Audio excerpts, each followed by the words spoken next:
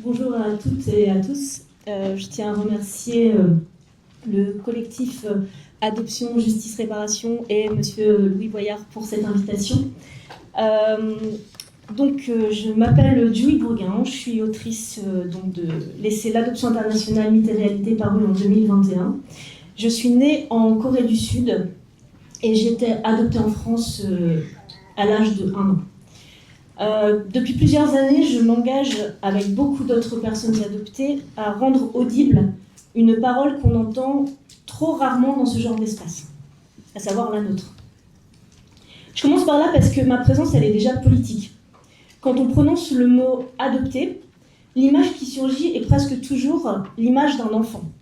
Nous restons dans l'imaginaire collectif d'éternels enfants, des objets d'étude, des objets parlés, et rarement des sujets capables d'analyser le système, oui j'insiste sur le terme système, puisqu'il y a des patterns, des schémas qui se reproduisent, même s'il existe en effet des cas individuels à prendre en compte, mais il faut aussi comprendre les patterns et les schémas qui se répètent dans ce mécanisme de l'adoption internationale, donc dans ce système qui nous a déplacés. Pendant des décennies, les espaces de parole, les espaces médiatiques ont été saturés de la parole des parents adoptants et des spécialistes de l'adoption qui ne sont pas concernés. La parole des premières personnes concernées, nous les adoptés, elle arrive en dernier. Et donc si je me tiens devant vous aujourd'hui, c'est donc en tant qu'adoptée et experte du sujet de l'adoption internationale. J'aimerais revenir sur le terme d'adoption illégale parce que c'est un terme que l'on évoque beaucoup là dans ce cadre-là. Et je veux commencer par déplacer ce mot parce qu'il contient un piège. Dire adoption illégale, c'est désigner des dérives, et elles sont réelles. Des enfants volés, des consentements arrachés à des parents, des mères en situation de grande vulnérabilité, des actes de naissance qui ont été falsifiés, des pots de vin, ce qu'on appelle aussi la fabrication d'orphelins dits de papier. Tout cela existe, c'est même massif, et c'est documenté. Mais en isolant le côté illégal, on présuppose qu'à côté existerait une adoption dite légale, et donc légitime, acceptable, propre, qu'on n'aurait pas à interroger. On finit par admettre sans le dire que séparer définitivement un enfant de son milieu, de sa langue, de son histoire et de son pays, c'est acceptable, à condition d'avoir coché les bonnes cases administratives. Je voudrais qu'on résiste à ce glissement. Le problème n'est pas seulement dans la fraude qui contourne les règles, il est aussi et d'abord dans les règles elles-mêmes, qui est dans ce qu'elles rendent possible. Je ne viens donc pas vous parler de des cas de dossiers illégaux, irréguliers. Je viens vous parler donc d'un système que je qualifie de colonial, capitaliste et patriarcal.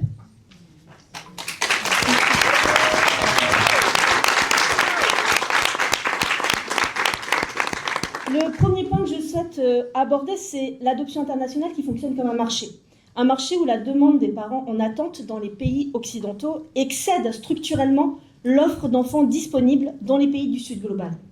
Beaucoup d'entre nous, on a souvent entendu des personnes, des couples qui expliquaient que c'était trop loin en France, qu'ils préféraient se tourner vers l'étranger pour avoir des enfants, des bébés de préférence.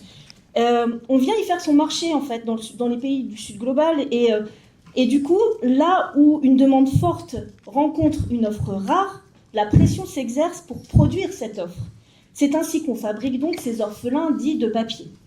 Et le rapport de la mission d'inspection interministérielle qui est paru en 2024 lui-même décrit des consentements parentaux, je cite, très peu éclairés. La falsification de pièces pour rendre un enfant adoptable et même ce qu'il nomme la production d'enfants pour l'adoption par le vol, l'achat ou la vente. Des enfants qui ne sont orphelins que de manière donc administrative pour être rendus adoptables. Tout cela a un prix, on l'a évoqué tout à l'heure, le fait qu'adopter à l'étranger, ça coûte des milliers d'euros. Les intermédiaires ne cèdent donc pas à la pression parce qu'ils n'ont pas le choix, ils y cèdent parce qu'ils en tirent un profit. Cette logique de marché, ce n'est pas une bavure, c'est un sens de circulation, un flux quasiment à sens unique entre des pays du Sud global vers les pays du Nord, les pays occidentaux, des familles pauvres et racisées vers des familles dans une écrasante majorité blanche et plutôt aisée. On prélève donc la ressource, la plus précieuse d'un territoire, ses enfants. Et on l'achemine ailleurs. C'est pour cela que je parle d'extractivisme colonial. L'enfant est extrait, déraciné et reconstruit comme une page blanche. Et c'est là mon deuxième point. Avec donc ce qu'on appelle l'adoption plénière, elle érige cette page blanche en ce qu'on appelle une fiction juridique. Elle efface l'avant, elle fait mourir socialement et légalement les parents de naissance, y compris lorsque ces derniers sont encore vivants. Mais nous ne sommes pas des pages blanches. Nous arrivons avec une histoire, aussi courte soit-elle, et toujours aussi marquée du sceau de la séparation, d'une séparation qui se veut définitive. À l'image de la page blanche, je préfère utiliser l'image du palimpseste. Vous savez, c'est ce manuscrit médiéval sur lequel on a gratté la première écriture, sur lequel on réécrit une autre écriture, mais où l'ancienne écriture persiste et demeure. Nous sommes des palimpsestes, nous les adoptés. Ce que je veux souligner aussi, c'est que l'adoption plénière qui légalise cette rupture totale et définitive, ce n'est pas l'unique façon de faire famille dans le monde. C'est une façon de faire famille occidentale qui s'est imposée comme une norme universelle. Ailleurs, dans d'autres sociétés, on a toujours pris soin des enfants, d'autrui, sans effacer les parents, sans rupture irréversible, dans des formes de parentalité plutôt élargies. Ces manières-là ont été disqualifiées au profit d'un seul modèle. Et c'est ce modèle qui a été universalisé par le droit. Parce que quand on y pense, la Convention de La Haye sur la coopération en matière d'adoption internationale de 1993, elle a été pensée et signée en Europe. Son dépositaire, c'est le ministère des Affaires étrangères des Pays-Bas. Pour adhérer, les pays doivent venir à La Haye.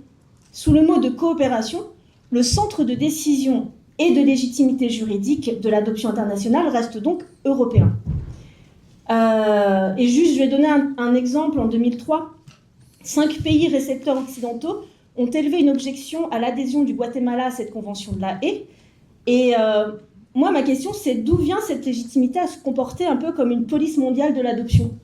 C'est ça aussi un système colonial. C'est pas juste une intention individuelle, mais c'est une asymétrie de pouvoir inscrite dans les structures mêmes. Je voudrais m'arrêter un instant sur un autre mot qui figure dans le titre même de la Convention de La Haye. On parle de protection de l'enfance. C'est peut-être pour moi le mythe le plus tenace, parce que l'adoption internationale, c'est tout sauf une mesure de protection de l'enfance, ou seulement à la marge. Le droit international lui-même ne reconnaît l'adoption que comme une solution subsidiaire, un dernier recours quand tout le reste a échoué. Le rapport interministériel de 2024 l'admet d'ailleurs, l'adoption internationale n'apporte pas nécessairement de meilleures chances à l'enfant. Les pays qui ont le plus exporté leurs enfants sont souvent ceux qui ont le moins bâti de politique de protection de l'enfance. C'est ce que dénonce par exemple la juriste sud-coréenne Lee Kyung-eun ainsi que la commission Vérité et Réconciliation en Corée du Sud. Donc pour l'État sud-coréen, envoyer les enfants à l'étranger, c'était une alternative moins coûteuse pour eux que de mettre en place un vrai système de protection de l'enfance en interne. Donc l'adoption internationale, ça ne vient pas combler un déficit de protection de l'enfance, mais ça vient l'entretenir en fait. Désolée, je parlais peut-être pas dans le micro. Très bien. Alors, où en sommes-nous en France actuellement ?